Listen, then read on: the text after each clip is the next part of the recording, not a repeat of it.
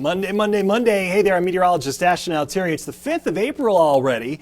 This time of year, we're normally right around 60 or so in the afternoon. Of course, we've been way above that since late last week. We set another record yesterday with 80 degrees in Denver. Today's record in Denver is 82 from 1991. We're going to be awfully close. In the mountains, plan on 50s and 60s today. Cold front comes by tonight, and then tomorrow, at least 20 degrees cooler than today.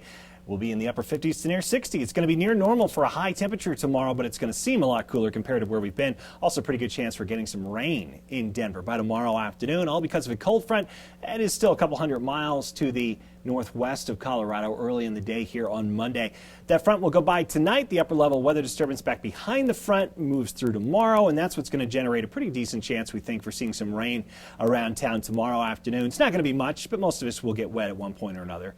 And then much cooler weather, obviously, with that front for both Tuesday and for Wednesday. Today is dry all across the state. We will see a big increase in cloud cover. Can't rule out a few Virga-type thunder showers trying to develop over in the foothills, and the gusty outflow wind making its way over into towns like Littleton and Lakewood in the late afternoon, early evening hours. Tomorrow morning, a little snow falling in the high country. We'll probably get an inch or two with this next storm from many of the ski areas that remain open for the season. Late in the day tomorrow, some rain in Denver, and then tomorrow evening, can't rule out a quick rain-snow mix. No accumulation expected below 6,000 feet at this time. In the mountains, we will still see a little bit of light tomorrow night, but any kind of additional accumulation is going to be minor.